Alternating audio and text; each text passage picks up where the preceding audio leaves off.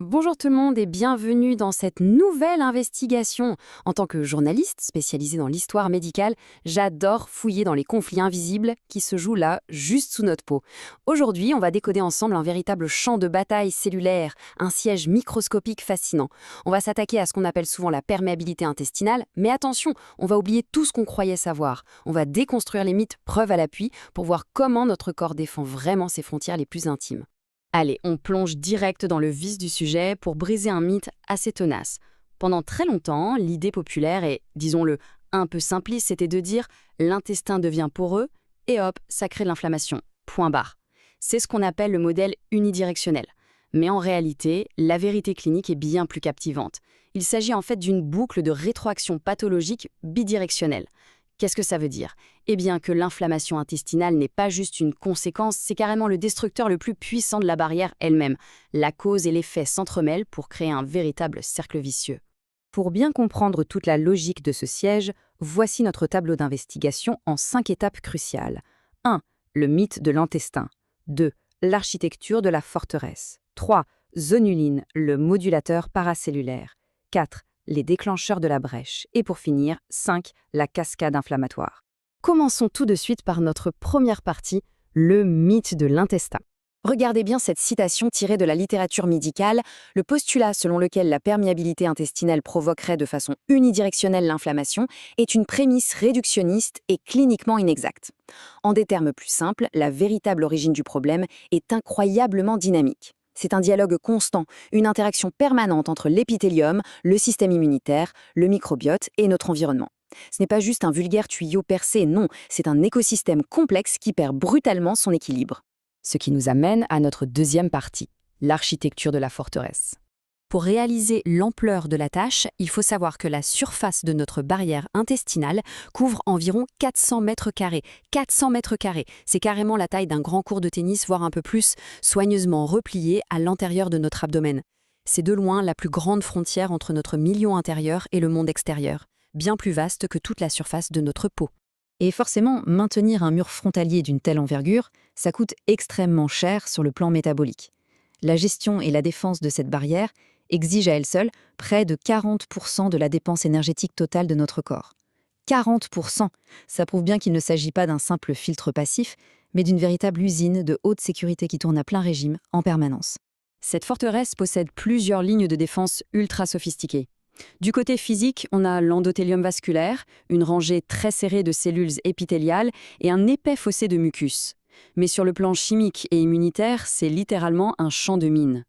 On y trouve des sécrétions digestives acides, des peptides antimicrobiens, les fameuses défensines qui agissent comme de petites torpilles, et des anticorps qu'on appelle les IgA sécrétoires.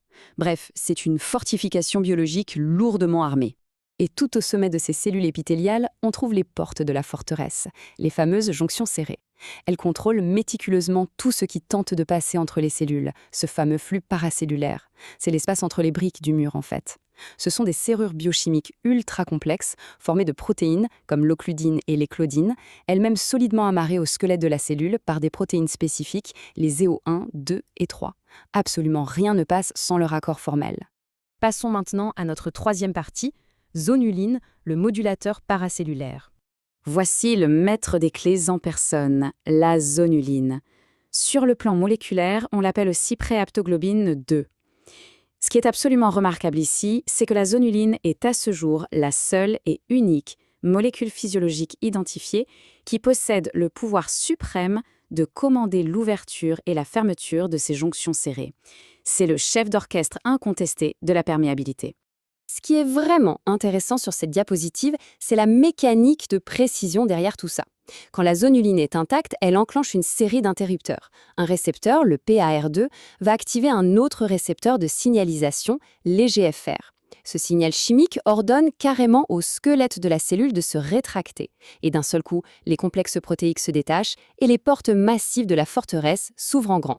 Quatrième partie de notre investigation, les déclencheurs de la brèche. La recherche médicale a permis de pointer du doigt deux saboteurs principaux capables de tromper notre gardien et de forcer la libération de zonulines depuis l'intérieur. D'un côté, on a la colonisation bactérienne, une prolifération ou une altération de l'environnement des bactéries intestinales. De l'autre, l'exposition au gluten et plus particulièrement à l'une de ses protéines phares, la gliadine. Ce sont ces déclencheurs environnementaux qui appuient sur la détente. C'est comme observer un braquage de haut vol à l'échelle cellulaire. Prenons l'exemple de la gliadine. Elle arrive tranquillement près du mur. Elle trouve une serrure moléculaire très spécifique, le récepteur CXCR3, à la surface de nos cellules. En s'y liant, elle déclenche une alarme interne qui force nos propres cellules à relâcher massivement de la zonuline. Le gardien est corrompu, l'ordre d'ouvrir les portes est lancé, et résultat, une perméabilité paracellulaire massive. Les murs cèdent complètement. Cinquième et dernière étape, le dénouement de cette crise, la cascade inflammatoire. Nous voilà au moment critique. L'environnement intérieur de notre corps, qui est censé être stérile et ultra protégé, est soudainement inondé. Des fragments de bactéries, des antigènes alimentaires et surtout des endotoxines bactériennes très agressives, appelées LPS, s'infiltrent par les brèches entre les cellules épithéliales. Pour le corps, ce n'est plus juste une petite fuite, c'est l'alerte rouge écarlate. C'est une menace systémique imminente d'une gravité absolue. Face à cette infiltration dramatique, le système immunitaire de la muqueuse, qui patrouillait juste derrière le mur, va réagir avec une panique et une violence inouïes. Les sentinelles, nos macrophages, se mobilisent instantanément.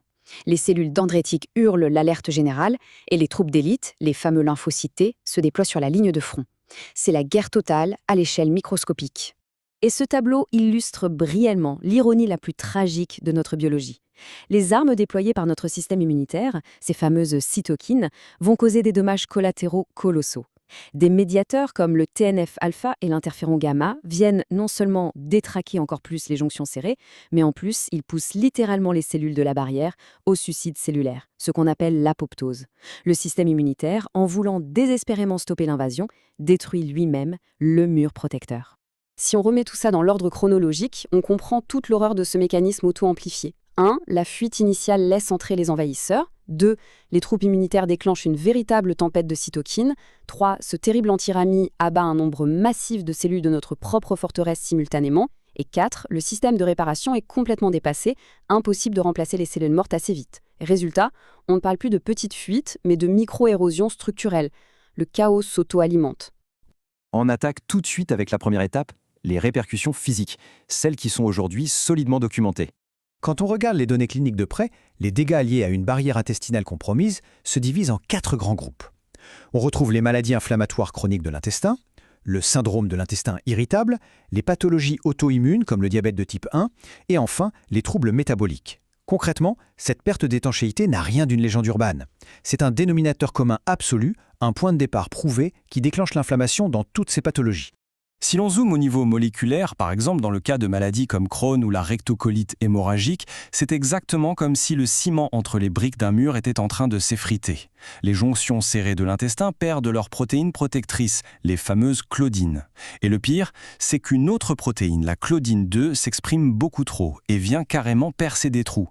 Le résultat, de véritables brèches se forment. Et ce qui alarme particulièrement les cliniciens, c'est que ces failles structurelles apparaissent souvent bien avant les symptômes visibles ou les rechutes inflammatoires sévères. Et dans le cas du syndrome de l'intestin irritable, la mécanique est encore plus vicieuse, presque insidieuse. Les cellules s'écartent très subtilement. Ça crée une hyperperméabilité qui agit comme une espèce d'alarme silencieuse et continue. Le système immunitaire local, lui, panique et riposte en libérant des molécules comme l'histamine. Ça exacerbe instantanément la douleur et crée une hypersensibilité viscérale. Bref, un vrai cercle vicieux qui s'auto-entretient.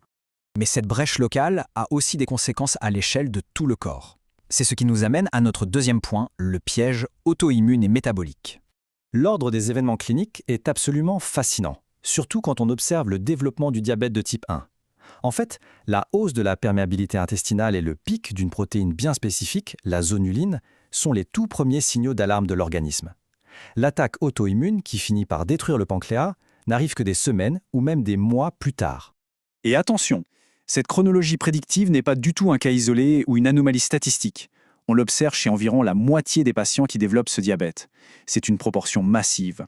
Ça prouve vraiment qu'il faut scruter ce qui se passe dans notre intestin pour comprendre et peut-être anticiper ces maladies graves qui frappent des organes pourtant très éloignés. Du côté métabolique, le grand coupable, c'est le régime alimentaire occidental, hypercalorique, bourré de graisses saturées et de fructose. Il va détruire notre barrière protectrice de façon complètement sournoise. Une fois la muraille rompue, des toxines bactériennes infiltrent la circulation sanguine et voyagent directement jusqu'au foie. Le foie riposte, s'enflamme de manière chronique et paf, ça mène tout droit à la maladie du foie gras ou NAFLD. C'est littéralement une réaction en chaîne destructrice qui commence dès la première bouchée. La véritable révélation de cette investigation, c'est que la perméabilité intestinale est très loin d'être un simple défaut passif. L'inflammation ne se contente pas de traverser la barrière, elle est la tempête qui la détruit de l'intérieur, condamnant inexorablement la forteresse à s'effondrer sous le poids lourd et implacable de sa propre défense.